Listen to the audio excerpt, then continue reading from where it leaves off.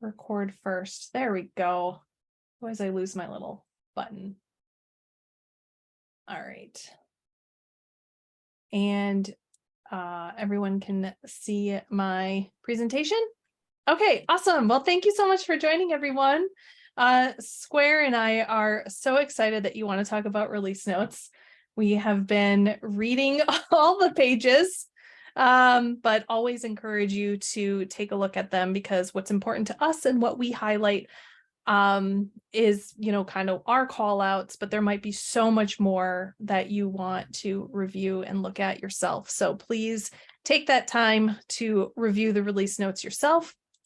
For those of you who don't know me, I'm Jen Bowen. I'm one of the leaders here on the Madison admin team. Brian Kwong is usually joining us. He's not available today. I was just telling Squire that this is probably the first meeting that Brian's not been here. So we will be missing him and thinking about him, especially as I do my flow demos, but all good.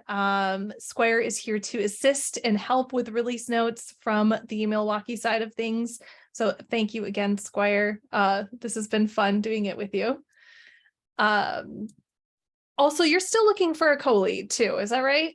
Yeah, and so I had a couple people reach out at the end of last year. I was waiting for some information back from the Trailblazer team, and that's been resolved. So I'll be reaching out to those people probably later in this month to start having some conversations. That doesn't mean that we've made a decision, or if that you're interested in being part of the team. You're not welcome to throw your name in the hat. We could use your help and energy, and so don't hesitate. So reach out to me directly with whatever tools you like, Success, Twitter, email, give me a phone call, stop by the office, whatever you want to do, and we can talk.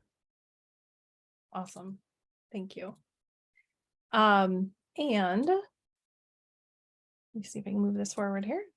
Of course, I'm going to kind of book through this really quickly. Our mission here is to share, right, and learn from each other. As we know, the platform's really big, and we love to be able to share and communicate with our community in order for us all to be successful. So keep that in mind, especially when I call for speakers. Of course, we are always happy to do presentations, and we have found some great guest speakers. If there's anything that you want to share, certainly reach out to myself, reach out to Square. We'd happy to get you on our agendas for the future. So please let us know.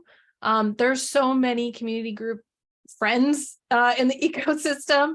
Of course, we're focused on Milwaukee and Madison admin group here. So if there's some other resources out there, please feel free to reach out and join other groups. And also events. I have two links, and I'll share this deck to the community as well. I have two links, basically a community calendar, which has all of the volunteer-led community events, and then also the Salesforce sponsored events. So I will again share these links, and you can check out what might be coming in the area, or something you might be interested in traveling to. So with that, we always like to kind of open up the door a little bit and celebrate any accomplishments, anything new that you've had for the new year. So please feel free to share.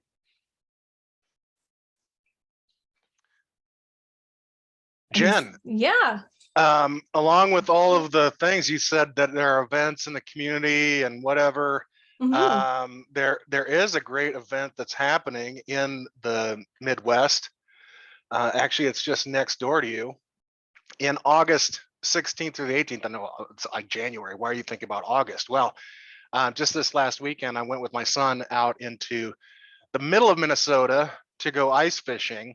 And I thought, man, it is cold and windy out here, but we did catch some fish in the ice. But as I was looking out in the stars, I thought, you know what? In just a few months, we'll have all the Midwesterners here from Midwest Dreamin', and it will not be icy. It will be sunny, and it will be warm, and we'll have a bunch of great speakers here talking about Salesforce. And you'll be welcome into my city. Come join the Minnesota user group at Midwest Dreamin'. You'll be there, Emily. I love it. Come find me. The Minnesota user group is going to hand out some swag. We're going to figure it out. I know we're going to talk to Eric about how we can set up a little Minnesota welcome booth. And then I will take some tours over to the Walker Art Center, and you'll see the Spoon Bridge. I love the Spoon Bridge. I'll bring some Prince music in my headset, and I'll blast it out to the people walking with me. So please come. We want all the Wisconsin fans to come and join us, and we'll celebrate. Thank you. Yeah, thanks, Stuart. That's always a good time. Hopefully, it sounds like a couple of people will be making it this year, so that's very exciting. Anything else from anyone? Any other certifications, celebrations? Okay. I'll just throw out there that Baird has 2 large projects opening in 2023, and we are looking to fill with admin and platform developer resource and support. And so if that's something that you're looking to do, you can reach out to me or keep an eye out on the Baird portal. Positions will be posted probably in the next couple weeks. But if you want to know more about what we do and the rest of the team, and a lot of my teammates attend user groups, so you might even know them. Happy to fill in some details. So awesome. Okay, so with that, let's talk about the Spring 23 release highlights. So I am going to kind of kick us off with a few resources. Some of them were already mentioned earlier today, but want to point out that the admins do blog, the official Salesforce admins do blog about the release. So Jen Lee already has her top release highlights out there. So this links to that blog, as well as the Release Readiness Trailblazer community group. I suggest that you join that if you have not already. And then we mentioned that Release Readiness Live starts this week, the 20th. The admin preview, developer preview, and then all of the other kind of industry specific ones, including still a flow feature. So I would definitely recommend everyone kind of taking a look at that and marking their calendars and attending those live. If not live, they do record them. I am famous for rewatching them while I do the dishes. So that's how I get my release readiness live in while I'm being productive at home. So definitely want to check out those resources. There were 559 pages of release notes. So Squire and I, again, go through them as best as we can to share with this group, focused on the admin side. But if there's other things you're interested in, please, again, take a look at those. There's some impactful things this release to probably your end users, as well as just admin features that you're going to love. So take the time to review what's important to you. I'm going to cover 2 topics today, 2 of my favorite things, one being reports and dashboards, and then I'm going to get into flow. So let's start with reports and dashboards, also known as operational analytics, which was new to me, but okay, I'll go with it.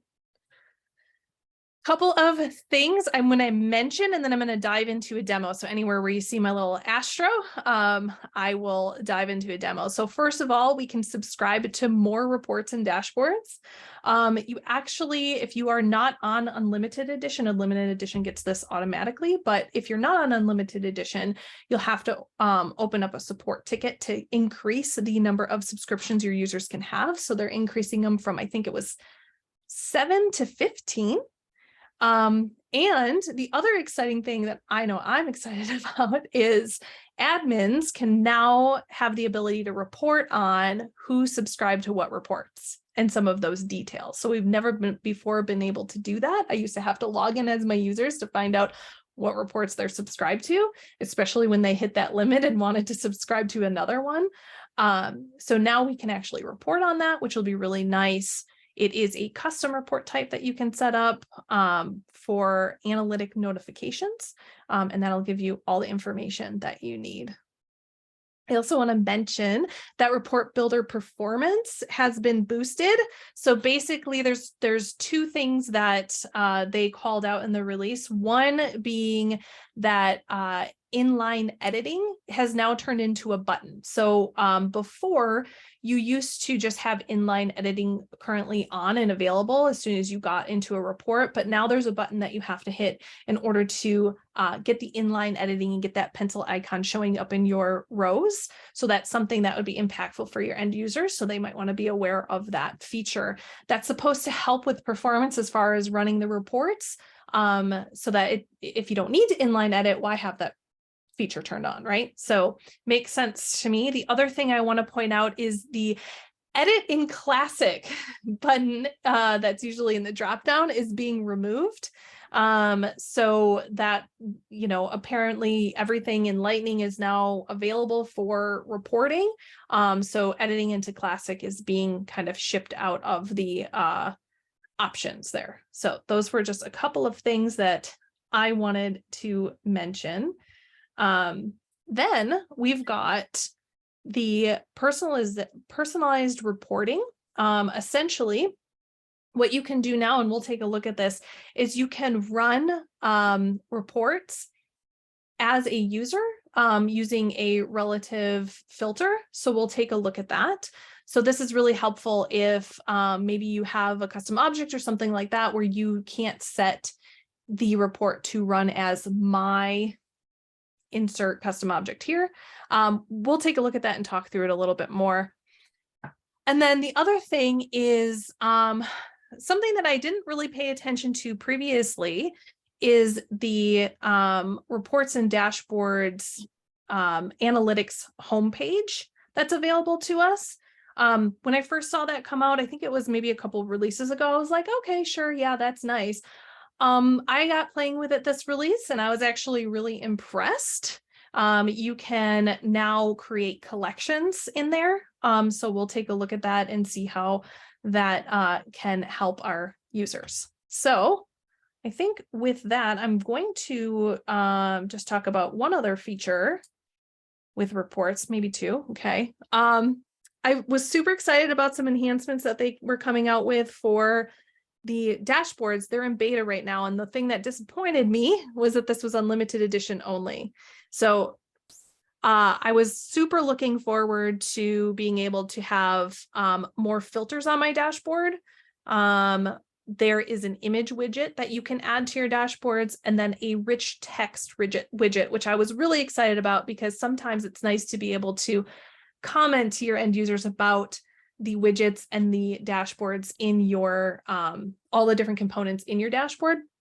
Unfortunately for right now, this is unlimited edition only and it is in beta. So that's something just to be mindful of as far as those enhancements go when you read the release notes. And I know that there is just a question or a couple questions. So let me answer those really quickly. So let's see. So I think, John, you were saying, say rich text widget 3 times. Yeah, that's a hard one. It's a tongue twister for sure. I did okay though. And then inline editing for reports as well. What was the question there, Square? Gwen was just asked, if I'm understanding the question, updating records from the report will change the source record. You're not just like overwriting what the report's dealing with so that you can like screen print it or something. You're actually making changes to the core records underneath. If that's your question, Gwen. Yeah, that's my question. I thought when they first had inline editing that it only updated the report. It didn't edit the record. So I'm wondering, does it edit the record or just the report? Yeah, it for sure edits the record and commits that to the database when you're making those edits. Yeah. Thanks. Good questions. It's also interesting that the inline editing, so for so long you had to have a report type filter to drive everything, and that's like, I don't feel like there's enough pomp and circumstance about that change, especially in reports being a driver. So and on the other side of it, also then preventing changes because of what the report's displaying. So there needs to be a really big user group meeting about inline report editing and rules and guidelines and stuff. So add that to again. Yeah, we've definitely done lots of testing over here. I have. So, like if the record is locked, for example, I just tested this one out. I just want to share this with the team. If the record is locked because it's in an approval process currently, when you are in a report, you might see the pencil icon, but if you go to edit something, it'll bark at you and say you can't because it's locked because it's in an approval process. Or if the field is read only on the record or on the page, I should say, you won't be able to commit those changes through the inline editing of a report. So it's very robust. If you want to check that out, super easy for you to test. I would encourage you to do so. And before you leave this slide, Jen, and do your Yeah. demo, I also think the text widget on dashboard is like so simple, but so impactful. I can't wait to have like, be able to put even instructions on a dashboard, be like, did you know there's filters at the top of the page? Or this was updated for what, so-and-so, like being able to put some sort of descriptive kind of boilerplate on a dashboard is going to be really, really valuable. The image widget, I'm not so sure I'm going to get a lot of use of, but the other one I'm really excited about. So looking forward to that. Yeah, unlimited edition only. So little, asterisks there, I guess, but maybe it'll come to us. I'm on enterprise, so I wouldn't get it, but that's okay. Maybe it's unlimited in the beta. And maybe it's unlimited in the beta and then we'll get it, right? That's my hope. That's my hope for sure. Fingers crossed. Yeah. Okay, I'm gonna move on. I want to hit one other really quick thing with reports that's pretty cool is just being able to run reports and do a lot more on the mobile. So if you are utilizing mobile or if you've got executives that like to see their reports on their mobile, it's now supposed to be faster. Really it's a native report interface that's tailored for the phone. And it's supposed to be able to allow you to now, refresh, make changes on the fly on your mobile. So that one is an exciting feature if you're utilizing mobile. All right, so with that, I am going to exit my presentation and get into, well, I grabbed my whole thing here. Get into Salesforce. So here I am, I'm logged into my developer org. And what I want to take a look at is two of the features I wanted to demo, which was the personalization of report filters. And then also I want to take a look at the analytics homepage. So first of all, I have a little favorite, should have my little favorite report here. And I want to show you this filter that we now have for the running user. All right, so from here, I already have this filter set up. And let me just zoom in a little bit so it's better on my screen.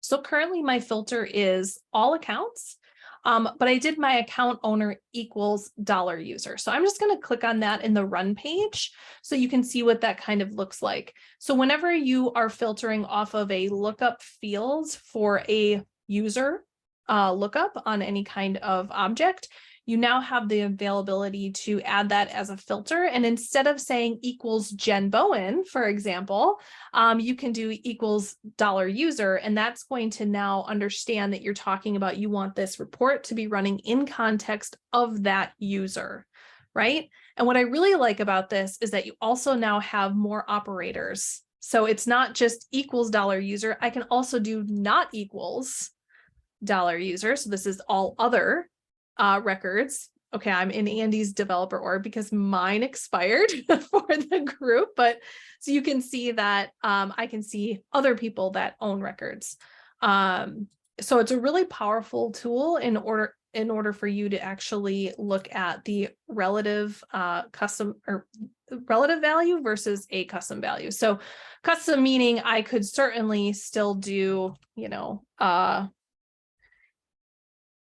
Andy if I wanted to just see his records, and that'll be the same filter, except for you don't have to basically hard code someone's name into it. You can just use that relative value and then the $user is available to you. So that is a really nice feature that gives us a little more flexibility if you wanted to run reports in context of the running user. Is this for reports or is it for list views as well? I don't believe it's list views. I didn't look at list views, but this was a feature that was called up specifically for the reports.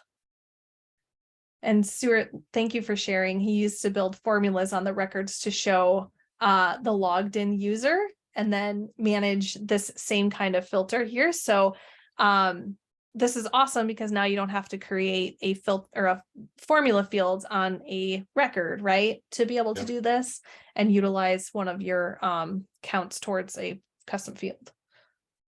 Plus it's probably faster, right? Because you're not rendering the formula. Yep. And you have to make that field visible and you have to add it to report types. Stu, did you have the one where it's like you have a checkbox where it's like, is this me? And then it would light up and you could run for is this me kind of a thing? I wrote something very similar. I'm sure that's what he's talking about. Running Yeah. user was my common term. Yeah. Is this the running user checked if yes, and then your list view would check to see if that's true, which means you would have to render that formula on every single record to make sure it's right. So we're gonna shave milliseconds, man. Yeah. Milliseconds, love it.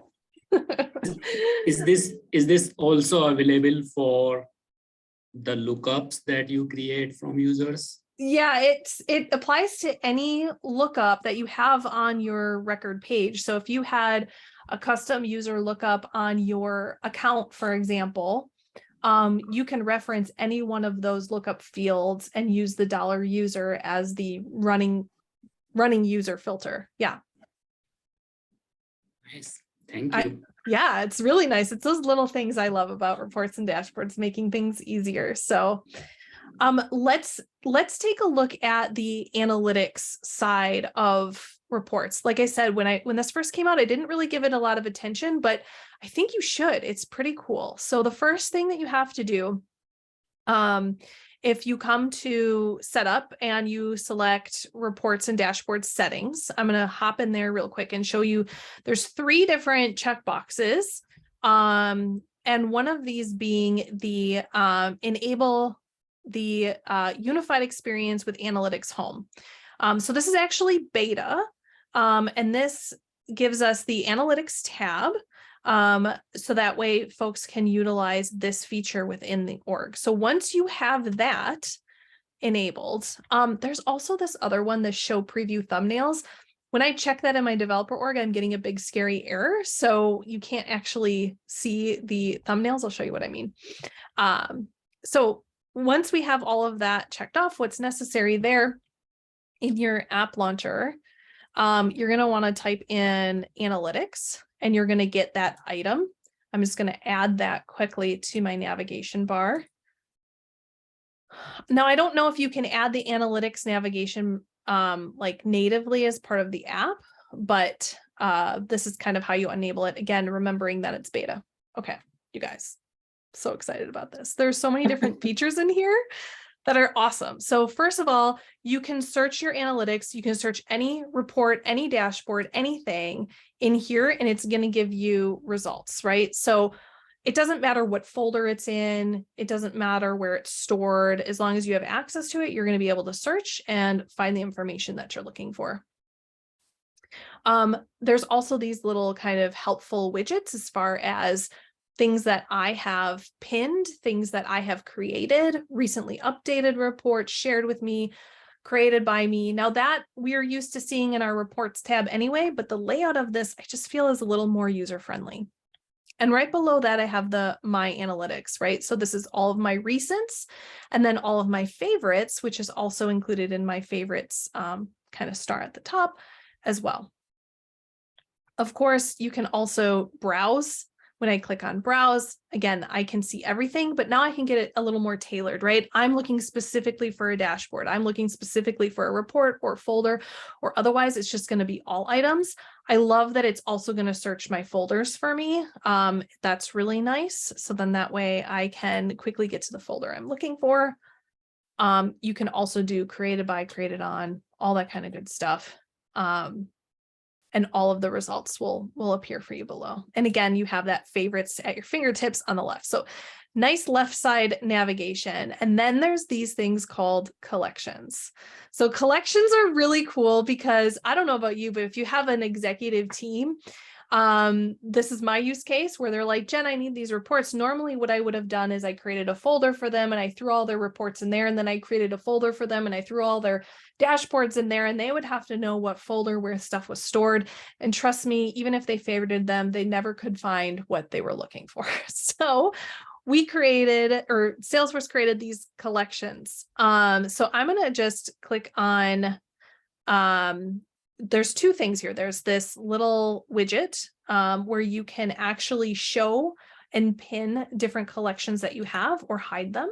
Again, it's user-based. So whatever the user says, that is what will apply just to them and their settings. So they have control over what they can see. And then there's this little plus sign, and this is, you give it a name, you give it a description. Of course, I cannot type in front of everybody. You can give it a different color. Okay, that sounds good. And I'm going to click save. And then again, you can add. So I can add anything I want here. So if I wanted to add all of my reports regarding accounts, sure, let's add some of those. You can also find dashboards in here. So I'm just going to search for dashboard. I could add that as a part of my collection as well. So now if my little widget was working appropriately, you could even see a little like snapshot of what that report looks like.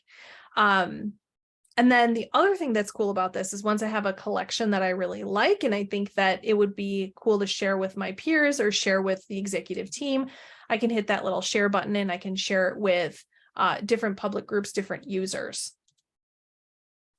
different roles even. So, and you can give them viewer access, manager, editor access, all the same things that you would kind of normally do on the folder side of kind of what we're used to working with up until this point.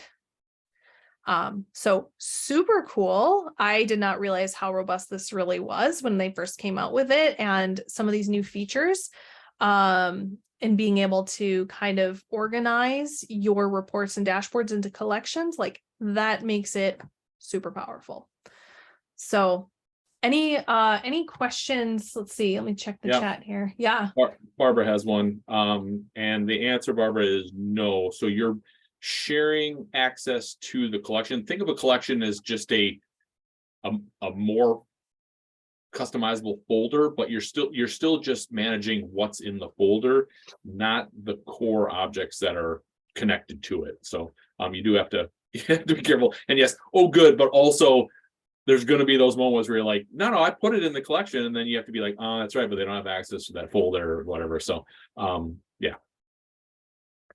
I think the hardest thing for me that I see is just getting people to add the analytics tab to their to their navigation. But really, really a cool feature. I'm excited to see where this is going to go and what else we're going to see in future releases too. So. Yep.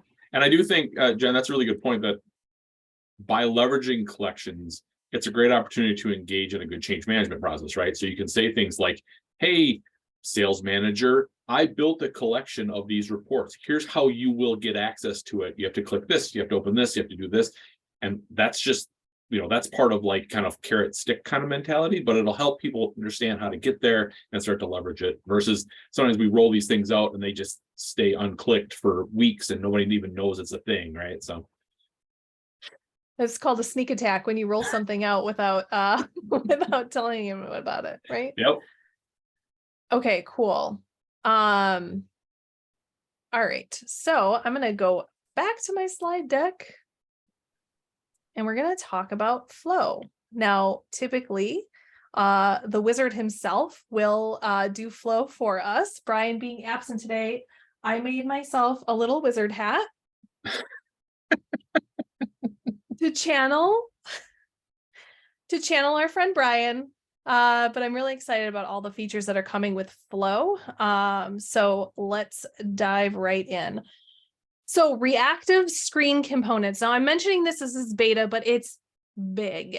So basically what this does is it allows users to make selections on the screen, and you can kind of see the little GIF happening here. I stole that from Salesforce, where they can make selections and then the screen is reactive based on their selection. So here they're editing someone's first name, or also they can edit like email, stuff like that on the fly within Flow. And it's that kind of reactive experience. So in this case, you used to have to switch from screen to screen in order to render, make your selection on one screen. On the next screen, you could do your edits. This is now supporting that reactive side of the component. Our developers would have to create us custom components for this before. It is in beta, so it's limited. Text, date, time, certain things are only available, as you can kind of see listed out on this screen. I did not get the opportunity. I was too busy making my hat to actually play with this as much as I would have liked to. But I'm excited to get my hands on it and see what it can do. Yeah, and I gotta admit that I kind of want to play with this too, because the one thing that you don't get from the GIF demo is, does the save like reactivate a screen flow? Like, do you have a loop in there, or is it reactive within the individual screen and it's making saves without actually changing the loop? Like, it'll be good to see how that interacts. Yeah, I was trying to play with that. I couldn't really quite get it working the way that they make it seem so simple. Yeah. But I want to play with it more to understand that too, because if you're making a change here and then you navigate to like a different contact record, is it actually saving that change? Or what is it doing? Like, I'm not sure. I wonder if it would be similar to how we do now, where you add an assignment after a screen to store the variables that it inputs and then updates at the end. Yeah, that would make sense to me, Anna. Got to get the hands on to see how I can break it. Especially if that interview stays open, like what happens? Does it revert everything of the flow fit? Like, there's lots of question marks, which is why it's beta. Yep. And Jeffrey, you asked about files. I mean, what's your use case? Can you speak to that? Yeah, so like when you do like an upload file within a flow, you always have to be able to identify the record first. So typically you have to do like a next and then upload a file, instead of just having like fill in the information, click button, upload file, and then the file goes to the record. So you always have to click that next, then upload the file, and then hit finish. Yeah. I'm curious if you can just do all in one. I can update and then click file, and then the file will know that it needs to go to this particular. Yeah, that's a really good question. Files were not mentioned at all in the release notes. There is a reactive screens Trailblazer group, and I do have that linked here, but if you search for it, you'll find it in the Trailblazer community. So that would be a fantastic question and an awesome use case for the PMs to understand what you want to do. I love that idea. There were some things that weren't available yet: choices, formulas, display text. So if you look at the release notes, it'll list out everything where it's not supported yet. And then again, that Trailblazer group was already getting lots of traction. So check it out. I can't take myself seriously. Okay. HTTP callout. Again, another beta feature, but it's worth mentioning because it's so impactful. So essentially you could do callouts now with Flow without writing any code. So the use case escaped me as I was kind of looking and reading about this a little bit, but what I would recommend that you do is that there's 2 blog resources that people in the community that are all already doing videos and blogs on this particular feature. So I would definitely recommend checking it out. Salesforce Break and Salesforce Time. I have them linked. Awesome resources if you want to learn more about how to set this up, what exactly it entails, but basically it's that call out to perform basically a GET to an external system. Previously, this would have required an invocable Apex action or even like an external service to be created in Salesforce, but we can actually do this now all with Flow. Again, beta feature, so test it out if it's something that you have a use case for. Okay. Other mentions, convert processes to flows with the migration tool. We definitely recommend that if you are converting your process builders into flows, that you take this as an opportunity to review them. And consolidate them where you can. Are they still needed? Really kind of take that moment to analyze what you have before just utilizing the migration tool. I didn't have any processes that I could migrate in my demo org, so I didn't go through that, but I just wanted to, it's something we've been talking about for a while, so I wanted to definitely call it out that it is now available for end users or for admins. Process runtime. So we are on API version 57 now with any new flows that you create. And something that I wanted to mention is that they've removed the 2000 flow element limit in flow. If you were using 2000 flow elements, that's insane. So hopefully that isn't really impacting you at this point, but also just know that that limit is still applied to anything in any earlier version, so 56 and earlier.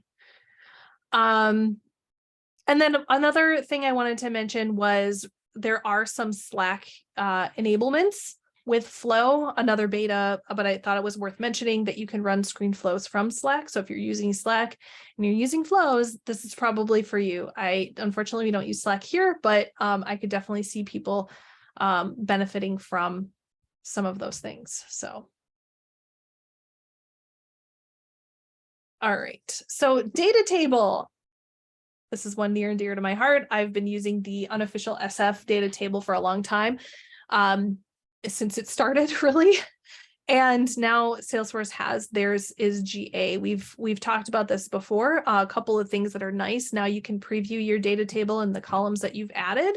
And then the other thing that I thought was cool is that the address blocks are now supported within data tables. So you can display those instead of being individual fields. So it's nice. It kind of renders that block for the address in the data table. And apparently it launches into Google Maps. So that is awesome. We will take a look at data table in my demo too. I wanted to throw this one. I stole this slide from Salesforce and it kind of made me cringe a little bit, but multi-select pick lists are now supported with dynamic forms for flow. So if you have a pick list, a multi-select pick list, you can add that to your screen flow and it'll now interact with the user just like the multi-select pick list does on a page layout. So we're going to get into all these demos here. Couple of things I want to mention as far as what they are, like what are we going to be seeing? So we're going to add, they now added lookup fields to screen flows where you can actually do a lookup to the object, but also create a new record within that lookup. There's some Canvas enhancements I'm excited about as far as seeing element descriptions that you've written on your elements. That is available now to kind of streamline some of those elements within Flow. And then the data table, right? Selecting multiple records from a table. Data table is super easy to use, lightweight compared to the one from Unofficial SF. Unofficial SF still has one available. It has a little more robust features, I think, but this one will help you get started if you haven't yet used one. List choices, a choice lookup component. This is beta. Basically, this is allowing you to take a pick list and be able to type in a value and jump to it rather than scrolling through the pick list. We'll take a look at that. And then sending notification actions are now supported in desktop and mobile. So this one was interesting to me because I thought this was already available, but maybe it was just beta before or something. I'm not sure. We'll take a look at it. I haven't played with it before, so I played with it this time. We'll see what that looks like in our flow. Previously, it was you could have notifications in Slack, but now you can have notifications in desktop or in mobile. So let me see if I can do this. All right. We believe in you, Jen. Thanks. Thanks, Claire. So first I want to show you the flow that I actually have built. So my use case is, and I'm gonna show you from the UI perspective, and then we'll take a deep dive and look at the actual flow itself and some of the features that I'm using. So my use case is that my end users do not add decision makers when they are creating their opportunities, right? So typically when you create an opportunity, you go to the account, you click on new opportunity, and then you also have to click on the contact roles to add your decision makers. And there's a lot of steps there for the end users. So we want to make that easier for them. And in order to do that, we created a screen flow. So I actually am launching my flow from the bottom of my screen. I like very much, you'll see this in our production org, to use the utility bar at the bottom to launch a flow. So I'm going to launch this flow, and I'm actually going to open it up in the flow to just give me a little bit more real estate to show you all. So this is what I'm calling my opportunity quick create. So we're going to go ahead and give, let me do my opportunity name. And then here is the lookup component I was talking about. So this is looking up records within the flow. So you could do this before, but the cool thing is that when I type it in, I could do a new account here, and that'll launch a new window for me to add a new account, or I would select the existing account that I want to open my opportunity up for. Now, I added 2 stages here, and I wanted to show you the difference. So again, this is also hitting on the choice lookup component that's beta. So this is just my standard pick list. So if I wanted to add this in the proposal stage, there we go. Otherwise, if you click on here, you can say in here, you know, anything you want. You can indicate search for a stage, for example. And if I do proposal, I can start typing and it'll find what I am typing out, right? So kind of that quick jump to the stage. And then close date is required. So I'm going to go ahead and click next. And then here we have the data table. So here I want my user to select the decision makers. So these are all of the contacts that are part of Springfield Nuclear Power Plant. So my decision makers here, we're going to go with Mr. Burns and Lenny, and we will click next. And my opportunity has been created. So I'm all done. I'm going to click that, and it's going to just basically start it over. Now, typically after that's launched, I would have to go to my account record to see the opportunity that I created. However, I noticed my little bell icon here. There's a notification. Let's take a look. So my opportunity is created. So it says, congratulations. You can totally write out whatever makes sense to you here. Totally customizable. Congratulations. You know, we hope you crush it. And if I click on it, it actually will link me straight to that opportunity, and you can see my contact roles were added. So that actually showed every feature in my list, 6 features within this one flow. Let's take a look at the back end. So I'm going to go into setup. I'm going to take a look at flow. Now, asterisks here, this is not prime time. There are definitely some but some considerations I would add if this is going into my production org, so no judgment. But for demo purposes, it gives us everything we wanted to see. So within Flow Builder, here we go. Here's my first screen. I wanted to show you that this is the lookup, the account lookup feature. And then the other one is the choice. So from the choice, you can put in your text that you want them to see in that screen. So super easy to set up, really quick. And then let's take a look at the data table. So again, this is just a component on the left. If you type in data table, drag and drop it over. Configuration is super easy. I'm using my get records, get contacts in order for my display of my collection. And then you can configure your rows So I allowed for multiple, so they could select multiple users. You can do single, or you can just do view only if it was informational. And then you configure your columns. You just indicate, you can add any columns that you want from the contact. So let's say I wanted to add, I don't think I have, oh, I do have title already. So let's say I want to add, see what the address block looks like. Mailing address, I just add it, right? And click done, and it'll add it, and I can preview it right here, which is super helpful when I'm building and I don't have to run the debug every single time to see what I did. What else? So then, Can I just say, by the way, Mhm. that is there anything more joyful than being able to edit the label on the column? Like, it seems such like a minor thing, but it's so impactful to user experience to be able to say, I know it says full name, but I'm going to call it primary contact in this case, and it just makes everybody happy. I love it. yeah, shorten that up. Yeah, absolutely. The other thing that I wanted to show you was the notification, the thing that showed up in my little bell. This took me a minute actually to figure this one out, maybe more than a minute. But the first thing that you actually had to do was in setup, there's a notifications, custom notifications, notification delivery settings.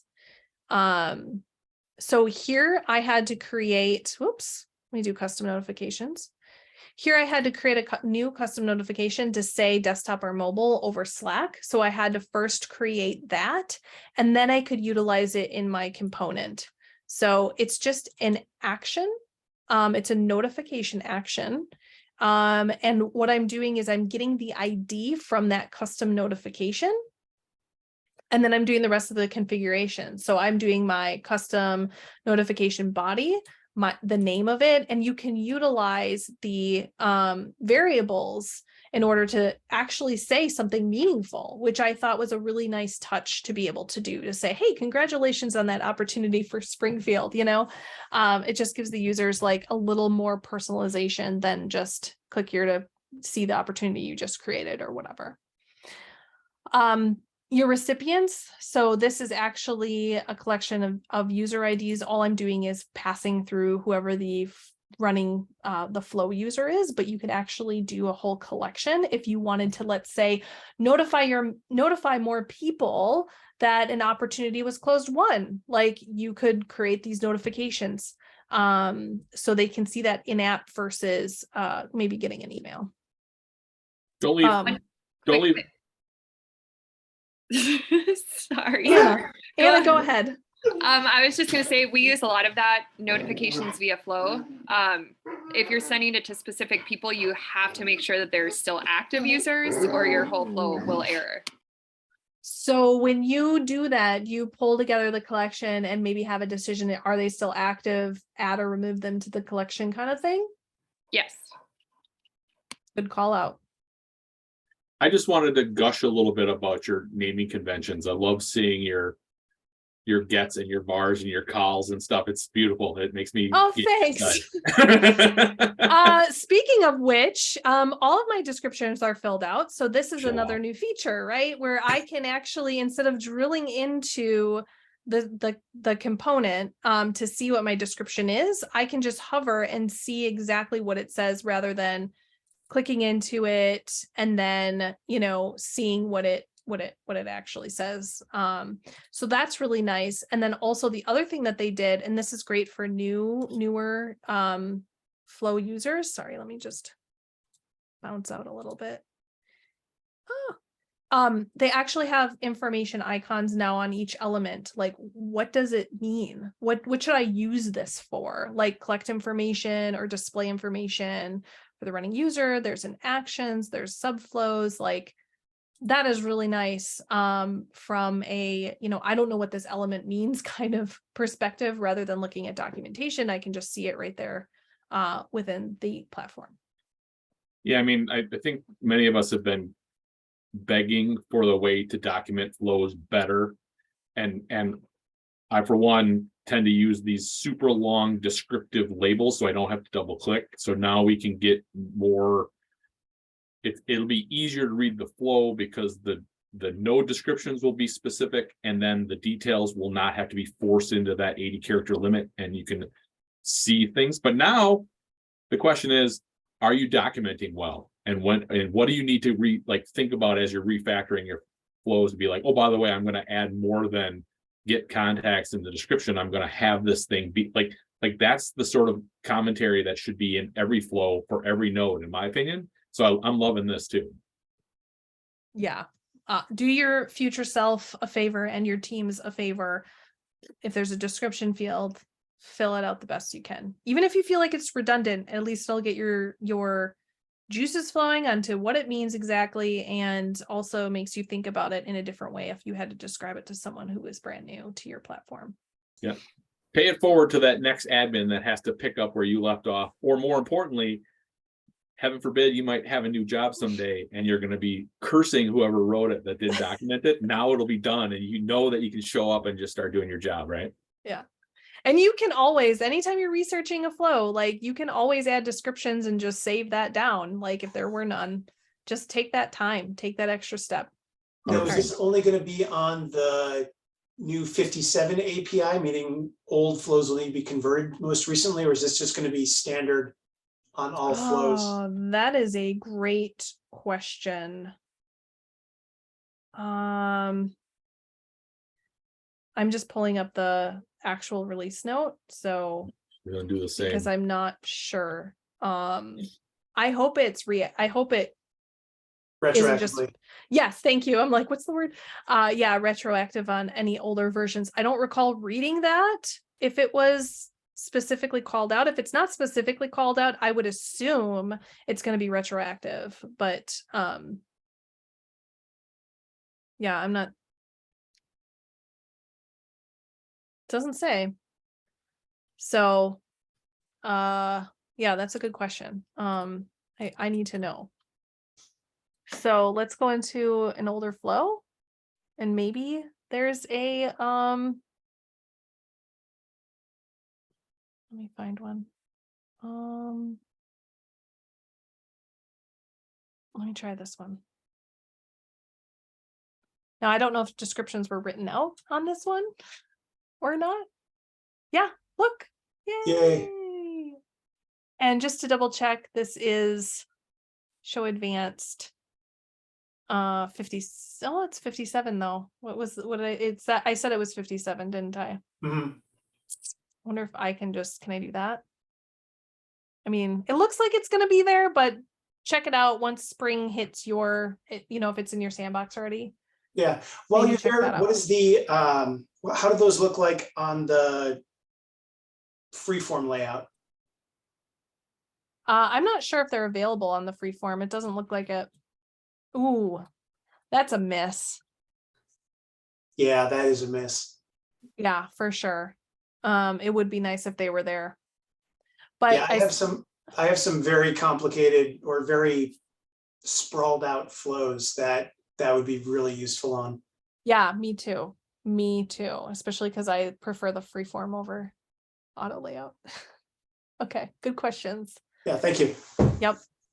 Okay, I'm gonna go back into my slide for just a hot second, and then I'm going to give it over to Squire. So this is insane, but I wanted to call out, there are lots of release updates. I just threw them in here. I did not go through all of them. I just made this slide to say to you all, please go check out the release notes. Please check out the release updates. See if you're impacted there. Follow the release update kind of process of, enabling something that may need to be enabled based off of this giant list. And then orchestration, I wanted to mention as well, because that is part of Flow. One thing I want to say is that they moved the record trigger orchestration to the core Flow screen, so you don't have to click on the all and then find it. So they're kind of bringing it to front and center, which is nice. You can see things like the API version and details in your orchestration through the advanced settings, like I just showed in the Flow. There was that advanced settings section, so you can do that. You can have your users complete any assigned work on their mobile devices now, apparently. Again, I haven't tested that out. I need to play with orchestration more. And then also they made some changes to sharing with some of the objects that Flow orchestration utilizes. So if you're utilizing orchestration, I would definitely take a look at some of those release updates and features that are now available. So with that, I'm going to stop sharing and I'm going to let Squire take over to talk about all other things related to the release. Thanks, Jen. And I'll offer that this is the less sexy stuff. So thanks for leading off with that. Hopefully people stick around for the rest. And I will also offer that unlike Jen, who is really very motivated, I steal all my content from release readiness. There's so many good tools there that if you miss this meeting, if you are watching things in video, if you just want to try to keep up and you're not keeping tabs on release readiness, the matrix, the overview, the release in a box, all that content is super valuable and helpful, even from the perspective of trying to cross all your T's and dot your I's for the release updates. So leverage that whenever you can. So I'm just going to go through some of this stuff. I'm going to go fast because, like I said, it's not as exciting, but it's important. If you have questions or if I missed something, please don't hesitate to interrupt because there's no way we can cover it all. I've tried, but I don't think there's any way to do it. All right. So as you mentioned, there's lots of release updates, but I think there's a couple that are really, really critical to keep in mind. The phase 1 MFA auto enablement is happening right now. Phase 2 will be with summer. I hope everyone has taken care of all the MFA conversions that you need to take care of in your orgs. If not, you have to get on it because it is a contractual obligation that Salesforce is going to be beginning to enforce soon. You see the the red at the end there that we're going to be caring about it soon, so don't get caught. All of the information you need for the MFA enablement, if you haven't done it, is available in the release updates section. It walks you through all the knowledge, all the checks and balances, helps you test. That's all available to you in the setup. And like I said, this is all stolen right from release readiness. So if you want to go into any of the details there, download this deck. It'll cover everything important, but most important is that MFA is going to be turned on and you have to be in place. Enhanced domains is the next one that's top of mind. You've already had all of your sandboxes automatically enabled for enhanced domains. There was no way to avoid that, I don't believe, even if with the opt-out, I think sandboxes are all automatically converted. So it's giving you an opportunity to test, but the enhanced domain auto enablement is happening with this release. You still have a window to opt out. It's a dangerous opt out, in my opinion, simply because it's easy to forget about, and then you're going to be wondering why your Visualforce or your sites or your maybe Apex code, maybe hard-coded bookmarks, things are not going to work. At the end of the day, your my domain name will be part of every one of your URLs throughout Salesforce. There's a great document in the help documentation that covers what your URL used to look like and what it's going to look like, so you can then start digging through all the potential impacts, including API callouts if there's anything hard-coded there. So again, don't delay on this. If you are going to opt out, make sure it's a #1 priority for yourself. I see Barbara posted, Jen. I want to skim it. Yeah, she was just giving us a awesome query to help folks, you know, with their processes and being able to actually query their processes instead of having to open up each one in the list view. So that was a really great query. Thank you for sharing that. I totally copied it and threw it in my notes. We should translate that to a success post too, because I think that's something people are going to want. Yeah, Barbara, I don't know if you'd be willing to post that in the success community on the Milwaukee and Madison group. Like that would be super helpful for people to know. Yeah, Appreciate that. especially Thank if you aren't very strong in writing queries like myself, like it's awesome. It's for, the query is for helping migrate your like processes, understanding all of the processes that you have that you might need to review and then migrate. Thanks. Yeah. All right. And then this is just the timeline. Again, we've got opt-out opportunities here in February, but in summer, the remaining domains will be converted and then enforcement will be in October. So we've got about a 6-month window, 6 to 8 months. So get ahead of it. So. I want to mention too, I hope like the enhanced domains from the conversations that were held internally, and I don't know if Scott Finn's on the phone or on the line here, but that if you have any integrations that are using like login.salesforce.com or something like, or the login, like that's going to be affected by your enhanced domains. So check if you've got integrations or something like that, that could be something impacted. So make sure that you're testing through all of those things.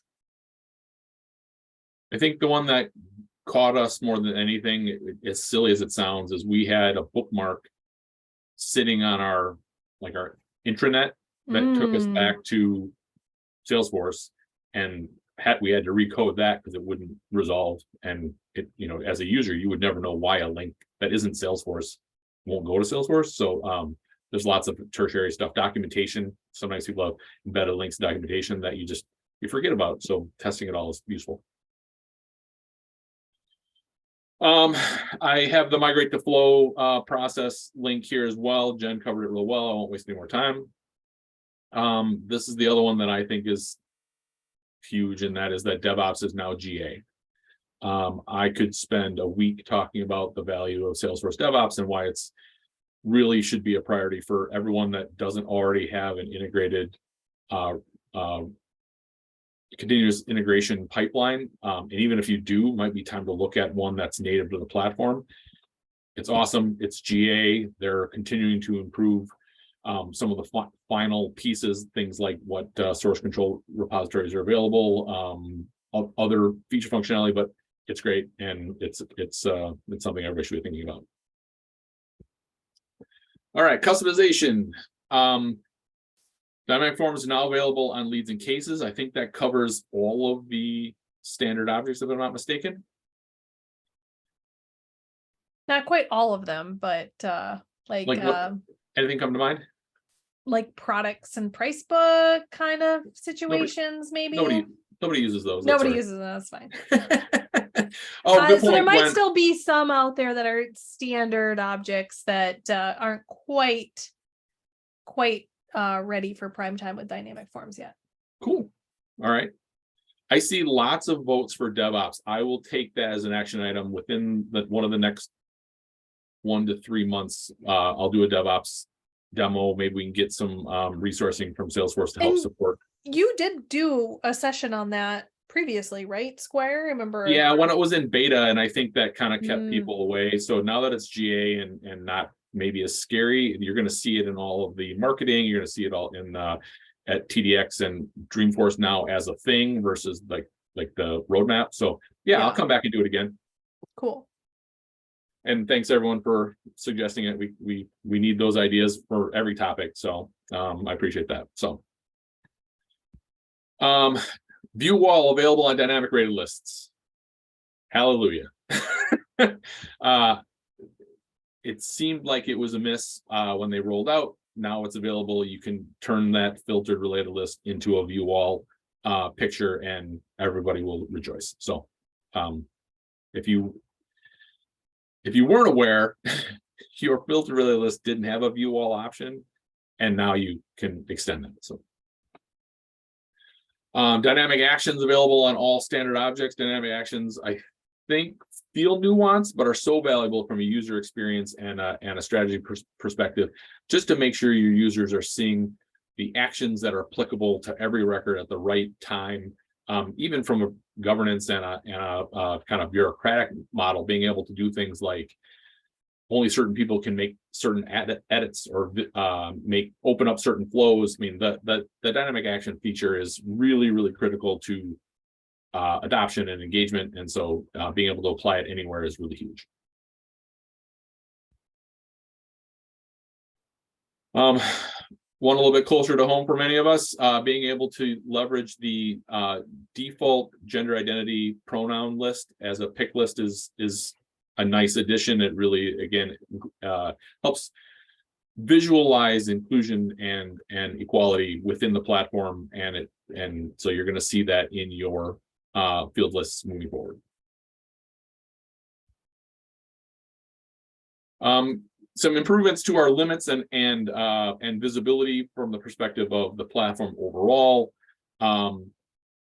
There's a lot of them. Rather than go through all of them, just know that changes are happening constantly, and if you don't have limits that are applicable to what you're supporting, bookmark them, be aware of them, especially with things like external services, because they can really get out of control if you're not aware of them and monitoring them. So limits have changed. There's a full write-up in release notes to cover all of the details. They're only positives, there are no negatives. Next up, talking about pick list management, there's additions to the pick list management features, including things like mass operations. Rather than having to open every one of those pick lists individually and make changes to them, you can now select multiples and make changes, versus things like deactivation, deletion, do mass replaces. Just it's becoming easier to manage. Again, long time coming, but good tooling there.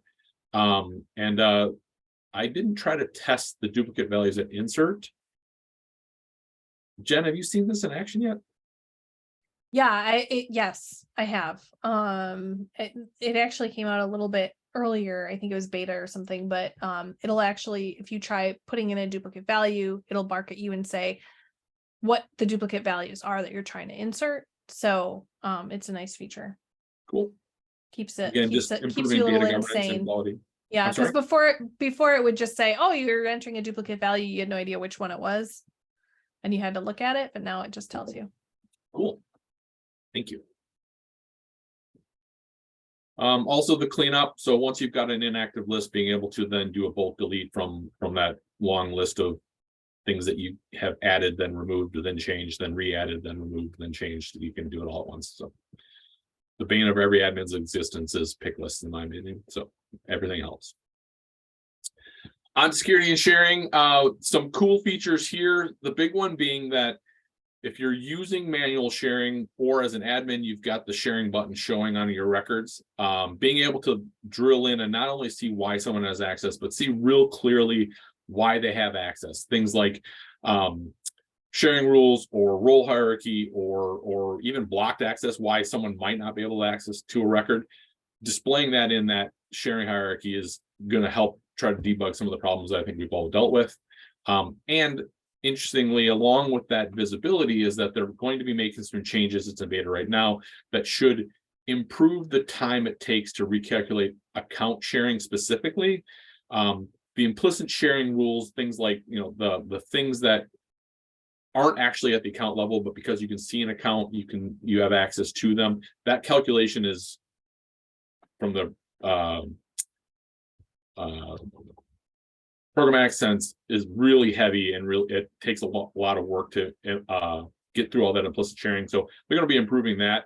I'm optimistic that that's an intention to improve all of the sharing calculation engines. Don't take my word for it, but it's a good step in the right direction there.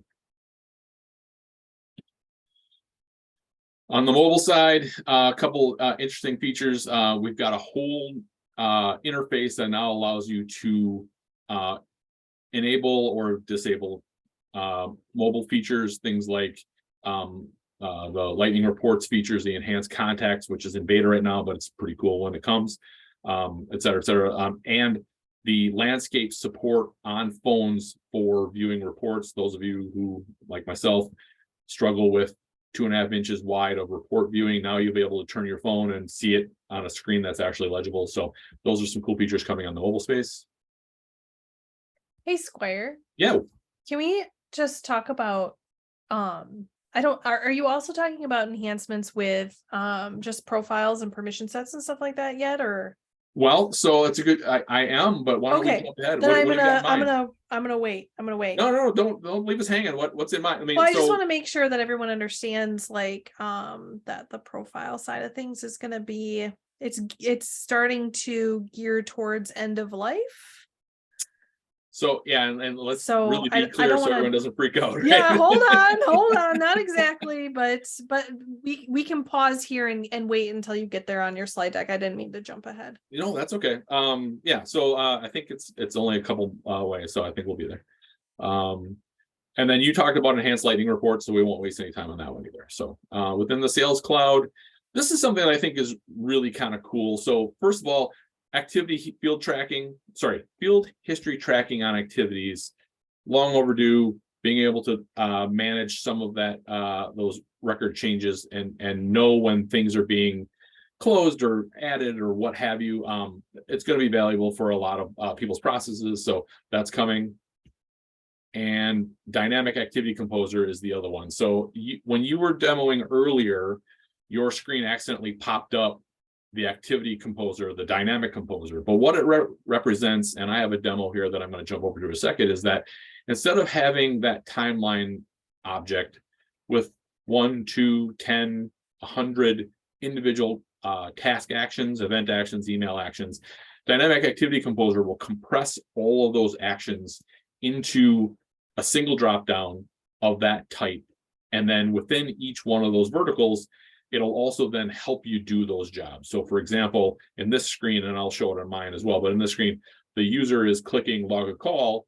As soon as they hit the log a call, there's 2 canned actions that are log a call 1 and 2, super creative.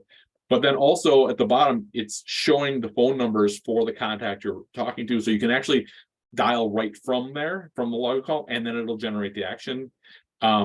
In emails, you can select multiple email addresses. In events, it jumps right to the calendars and the assignees. So I'll do that demo, I think right away here. Yes. So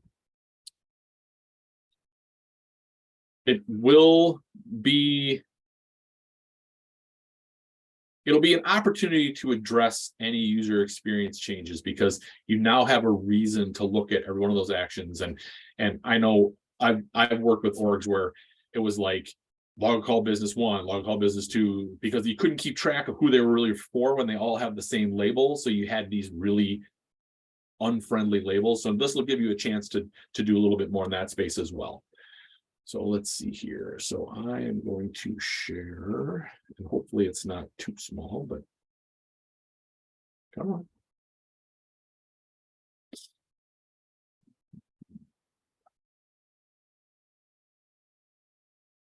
All right. Is it all 0.1 font or is it visible? It's visible. Okay, let me go a little bit Yeah, bigger. thanks. Okay, cool. All right. So here we are on Stark Industries, and Tony's one of our contacts, and I have this activity timeline, and you can see that I have lots and lots of new tasks and log calls, and there's a million choices. And so from the user's perspective, painful, really painful. So what do I do about that? Well, from the page editor, if I go over to my activity manager, this checkbox depends what version of the app or version of Salesforce you're working in, but this may be checked on or off. So if it's on, you get all your tabs. If it's off and I save it, and it's going to give me a screen, it's going to convert it to this drop-down version. I'm going to save this and jump back over to Tony, excuse me, to Stark. It's not Tony yet.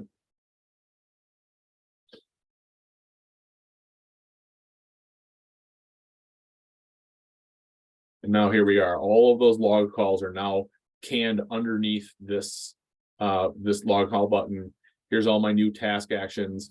If I had multiple events, they'd show up here. I don't have email set up, but it would have email templates here.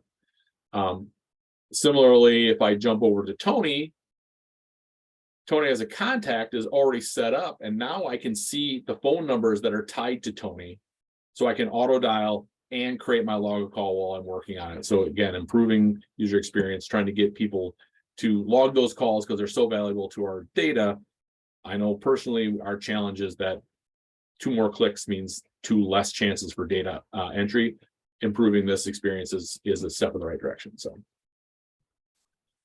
Squire, I have a yes, question. So I was following along in my sandbox on this because I noticed that that checkbox was unchecked automatically in my It's- sandbox. So basically that means that they forced me into having the dynamic action drop down or whatever. What was it? Whatever it's called. Yep.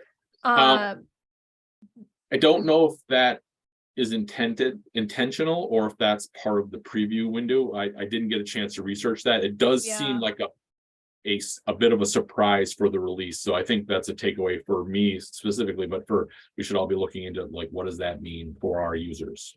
Yeah, I love the feature, but I don't like that it was auto-enabled. It is what it appears to me that it was auto-enabled for my page layouts rather than allowing me to opt into it, if that Yeah. makes sense. Because that's a Yep. big change for users we need to get in front of describing that change before it's just spraying on.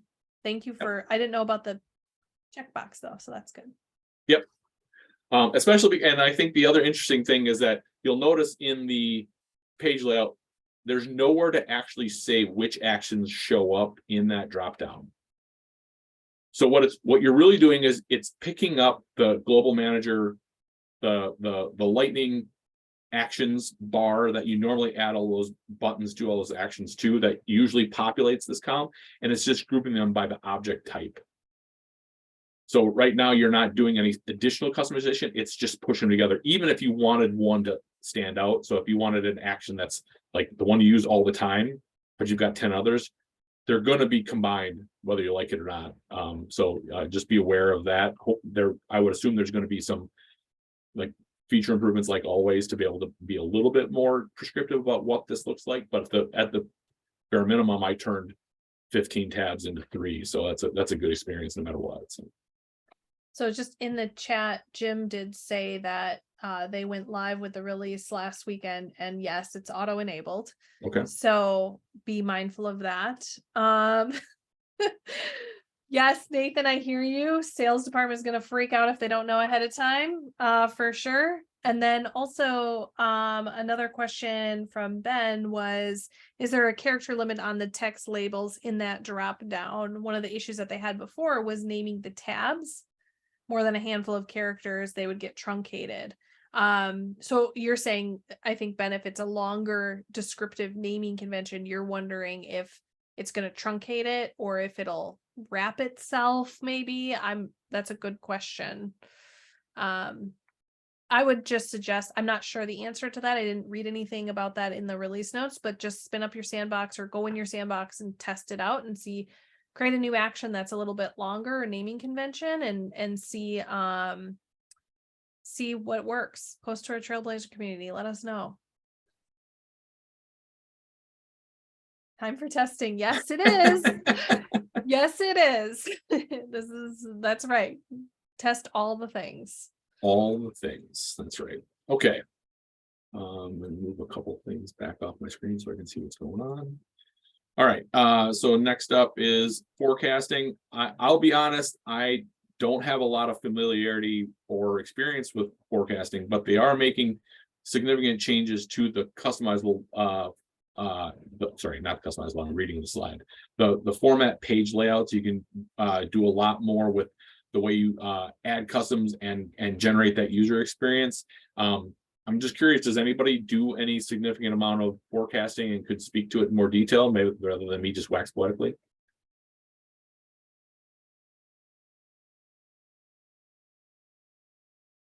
We're all on the same island. We just don't forecast. So this is big though. I know that a lot of people have asked for this, that being able to customize the date ranges for your forecasting versus in the old days where it was just close dates and product dates and scheduled dates. And now you can actually customize the date ranges and how those forecasts are going to run. So if you are running those reports, looking forward to seeing how that works out for you. And this would be a great 5-minute demo if you do forecasting and you want to show the impact of how changing these dates or changing these layout customizations work out. Reach out to Jen and let us know. Okay.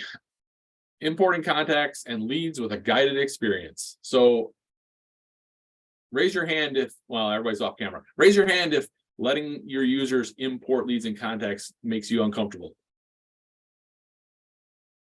Having said that, if your business there we go, lots of them. If your business processes allow for your users to really vet and load their leads or have private contact lists, this is probably a really good feature for them.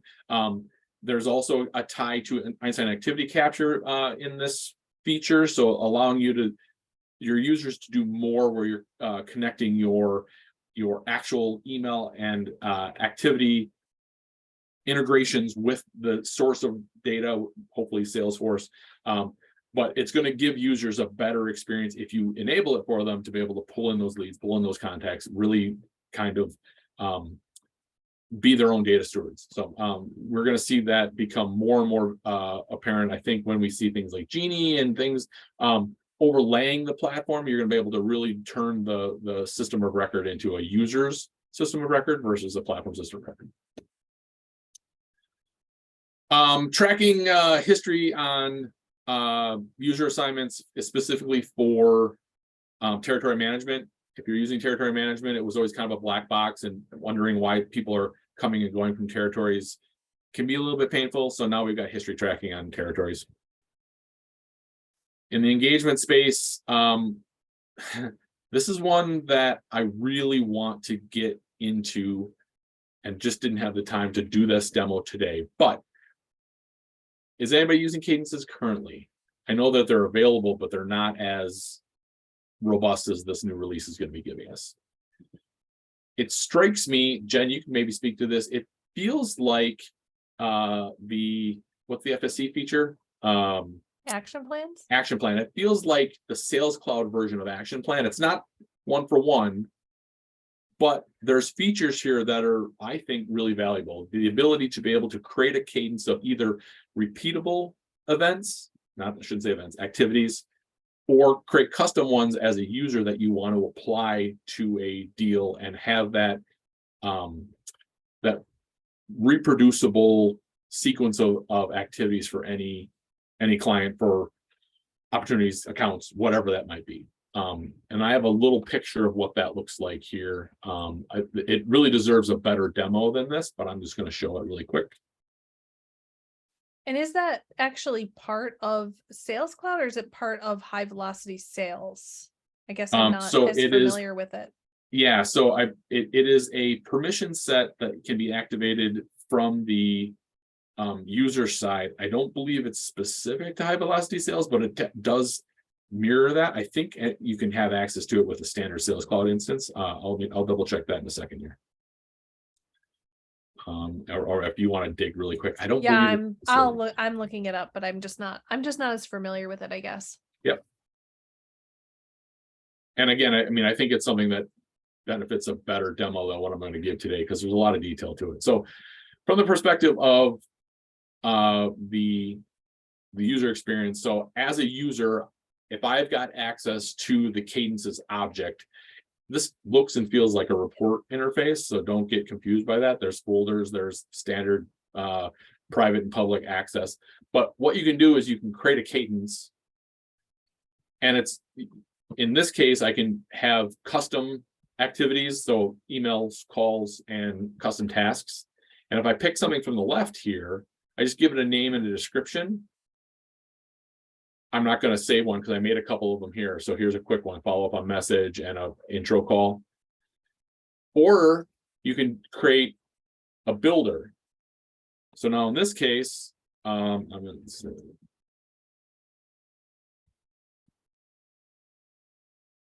and make sure it's public if it's public, or private if it's private. I'm just going to make it public for now. And of course, you'd have a really good description if you were doing this, because descriptions are important. Look familiar? This is the flow screen, but it's not generating a flow. It's actually creating a sequence of activities that you want to assign to a record, whether it's opportunity or account or whatever. And you just either do something or you listen for something to happen on the interaction. This is using Einstein activity capture and Einstein underneath the covers to help with this feature. But when you're all done, so I'm going to bail out of here really quick if I can. At the end of it, I've got a couple cadences that I've created. So new business, hot lead, things like that. And when I go back over to someone like, say, Stark, actually starts that example because I was playing with them earlier. So Tony, here we go. So I'm going to pull them out of the cadence here really quick.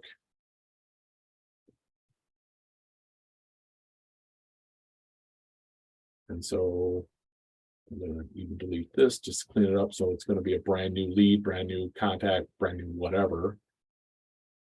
Oh. All right.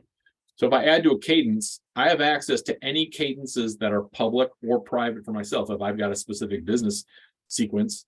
And I can also assign them to whoever I want to. So it's either me or the owner or anyone else within the engagement space. So in this case, if I want to pick up that hot lead cadence. Oh, no, I'm sorry. That was a private one. Their new business is a brand new one. And I add this, by adding it to the cadence, it automatically picks up all those actions and drops them into the queue. So now I know that there has to be an intro call done. And then Einstein will then pick up on the activity on this contact and take the next action. So if you create the call, then if the cadence is built to listen for a call, then it says, okay, that's done, go on to the next one. And so you can build that flow to make sure you're using the same process every time, whether it's sequence of calls, sequence of emails, sending out documentation, ROIs, or RFPs, whatever those might be, you can build that multi-step cadence and reuse it time and time again. Unlike using a flow, and I've seen people do this too, where you use a flow that's like, if 5 days after it's opened, add this task, and 10 days after this has. This actually is using Einstein to say, did the thing happen that's supposed to, mark it true, and tell you what the next thing should be, versus just kind of putting a bunch of recurring tasks out there and hoping they get done. This is great. Thank you for showing that, Square. It is, I did put in the chat that this is part of sales engagement, which used to be known as high velocity sales. Okay. It's available with Sales Cloud in performance and unlimited edition only. Otherwise it's at a cost. But the idea of the sequential task generation is pretty awesome. We use a third-party tool to help us with that, Conga orchestration. So it's nice that there's something native if you have use cases and your checkbooks. Now's the time to talk to your AE before the end of their fiscal quarter, which is 1/31, coming right on the heels. And I zip past the screen just to make sure everyone's well aware. So if you want to test this out and see how it all works, you're going to start with setup and jump over to sales engagement. You're going to enable it, and then you have to do a couple setup steps, assign some permission sets. You don't have to have activity capture on, but there's definitely some correlation there to, making it as, I don't want to say magical, but if Einstein activity capture is doing some of the picking up the actions that you're taking, then it's triggering your cadence to know what the next steps are, because it's seeing your log calls and your emails and your outbound messages, things like that. And there's quite a bit going on here as well outside of that. So just to be super clear, just Einstein activity capture is required in order to use it as well, then?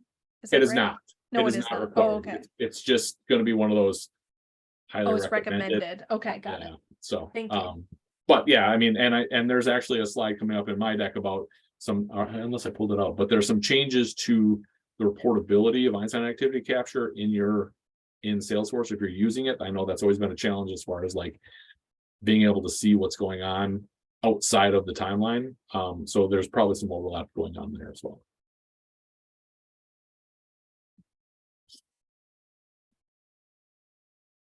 Oops, this one.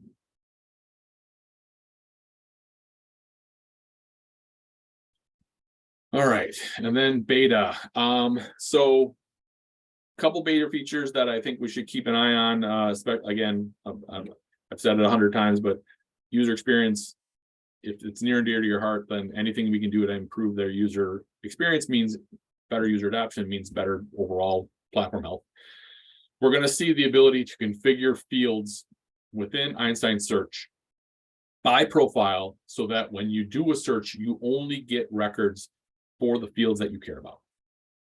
Now that seems like a full-time job, but being able to even just suggest that you only have searchability access to, say, certain field names or certain field dates or what have you should improve the user experience. They're not going to get that snarl of every object that references that text string or that date or whatever. So it's in beta. It looks like it is intuitive, but there's a lot of ask why type work that goes with it, but keep an eye on it. Enhanced dashboards, Jen already covered all this, so I'll skip over. Dynamic forms on mobile is now currently a pilot, so being able to leverage that dynamic form feature from a mobile user experience. If you've got heavy mobile users, now's your chance to get on a pilot and really pressure test what it's going to look like in a couple months. Field level security for permission sets. So Jen, we were just talking about this a little bit ago. It's not official, but it's going to be official. There's going to be changes to profiles in the coming year, probably by October. They're going to be moving more permissions away from profiles. So you're going to have system settings, you're going to have admin settings sitting in profiles, and more of what it takes to give a user the experience they want permissions wise is going to be driven entirely by permissions. And so now we've already seen the ability to flip the switch and when you're creating fields and what have you, seeing that permission set list instead of the profile list. Now we're going to be able to see even more during field creation with this beta feature. If you're not already thinking about the project that represents the evolution of your profile model to be permission driven, start making notes, start letting your leadership know that you're going to need some time and effort and some help to get that done.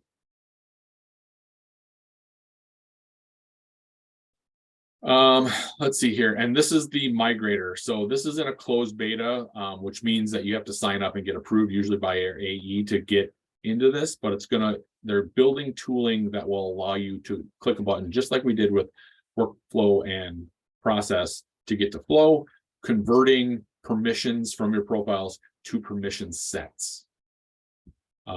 Personally, I feel like this should be something that has more attention than just clicking a button and hoping it worked. Even to the point of maybe refactoring your user experience. I know I've got objects that have fields that the whole world knows about, but probably shouldn't know about or don't need to know about, so that the reporting or the user experience is better. It's a great opportunity to pull each one of those apart and make sure that you're building what they need. But this closed beta for a converter is an opportunity to see it in action.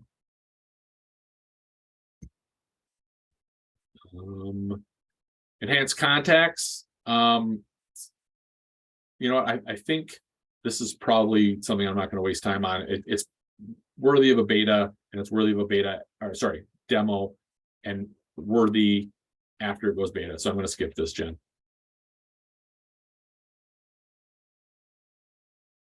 Another closed beta that might be valuable. We've got the unified activity reporting, the Einstein activity capture reporting I was just mentioning. They've pulled together a standard set of reports that can be implemented into your org to quickly give you one unified view of all the activities that are coming in from EAC. You do see that in the top right, it's requiring EAC premium. So if you don't have EAC, this is something to ignore. And that's everything that I wanted to try to drone on about. I don't know if I missed anything or went over something too fast. Now's your opportunity to suggest. And like you already saw, if there's demos that need to be done, please let us know. We're happy to add those to the list, and we'll start doing more demos where applicable. Just checking the chat here. Stephanie, you did say or ask the questions. Do tasks still disappear from leader contact if their email changes for Einstein activity capture? I didn't even know that was a thing. Yeah, I didn't know that either. So that sounds terrible. Sorry if you've had that experience, Stephanie. I'm not that familiar with Einstein activity to capture on purpose. We don't have that on, but yeah, I'm not sure that there's been any improvements there or not. Yeah, is it just me, or there tends to be more frowns than smiles in the EAC space? I know for me, it seems very frowny. I wouldn't recommend it. There's other third-party tools I think that do a little bit of a better job. So, but the reason why I say that, and we did have this presentation like forever ago, it's just all of the activity that is captured by Einstein activity capture, your emails, your calendar stuff, like all that stuff that get captured by it is stored off platform. It's in AWS. So that really limits your ability to do lots in the platform itself. And in fact, getting to that data, if you're doing something like a migration, is not available. So there's lots of negatives in my mind, but make sure you do your research before you turn on Einstein activity capture. You do get free licenses, 100 free licenses for it, but please make sure that you understand the pros and cons before you just enable it or sign up for it. Yeah, I agree with you, Jen. That's a very important call out. Yeah, for sure. We utilize, I mean, I'm not gonna, I don't work for anybody, but we utilize something called LinkPoint that allows us to log emails automatically into Salesforce.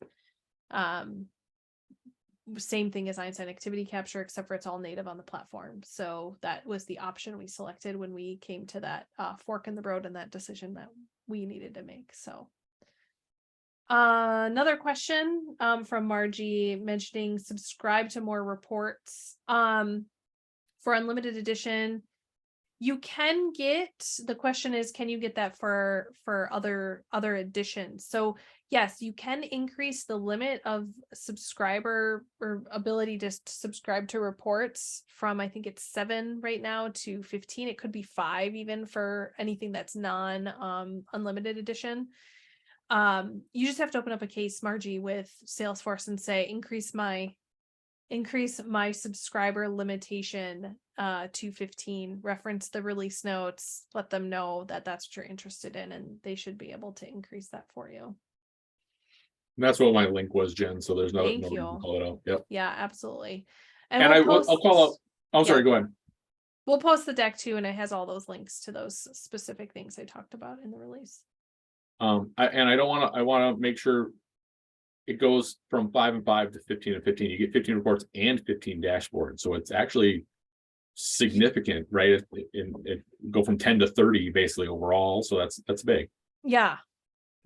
So for those that like getting their reports delivered directly in the mail, in their email, that's great.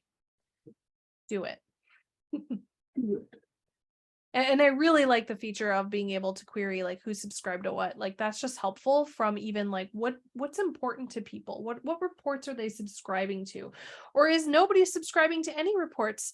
Do they need some education that they can do that and how to do that? Like there's so much around the ability to have that insight, which before was that black box, that I think we can leverage as admins.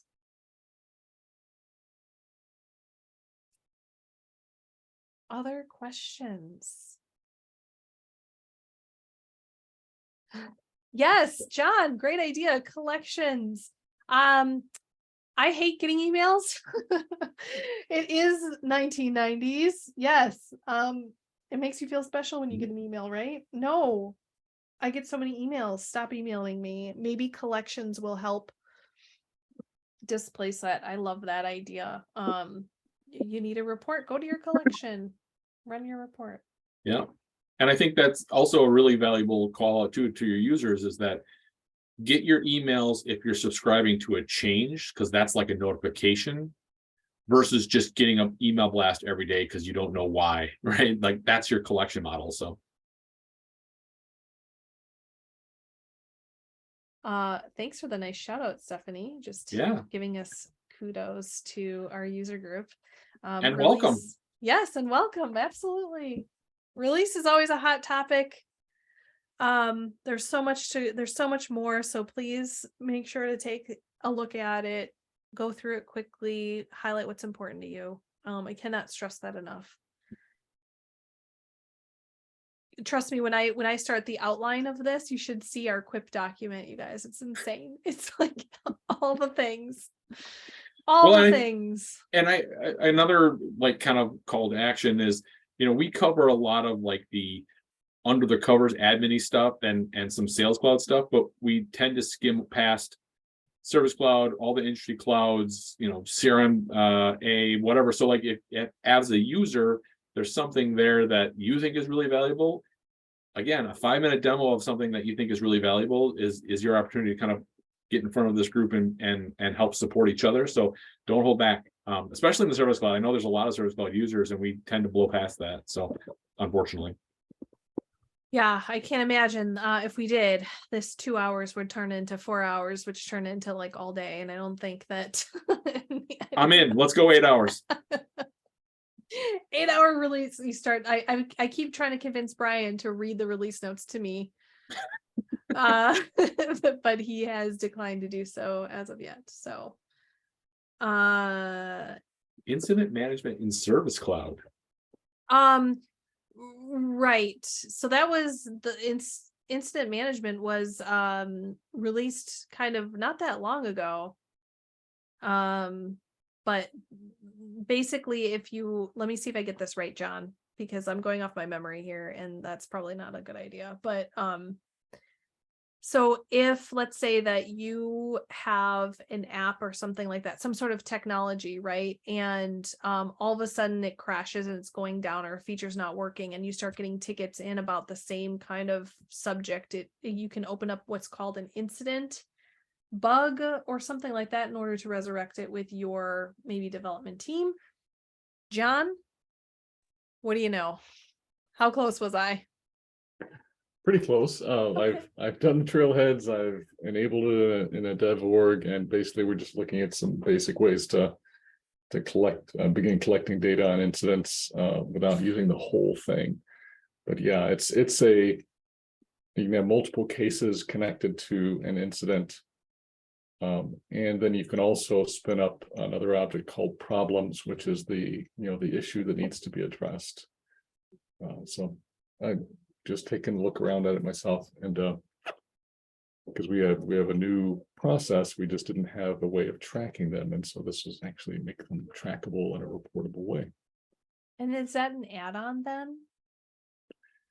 It's built into Service Cloud, at least the basics are that I've seen. Okay, sounds like a good user group topic, John. And I'm at we're at Enterprise.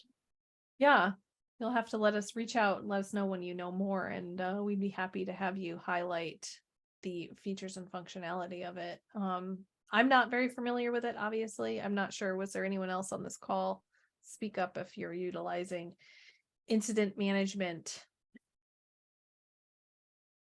For John.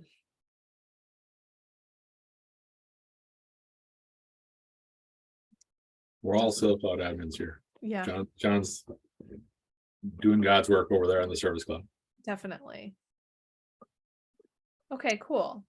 Well, I think that wraps for today. Thank you again, everyone, for spending so much time and showing kindness as we go through all these releases. Our demos were off the hook today. Squire, nice job. Back at you, Jen. Personal high five. All right. Well, thanks, everyone. I'm going to stop the recording.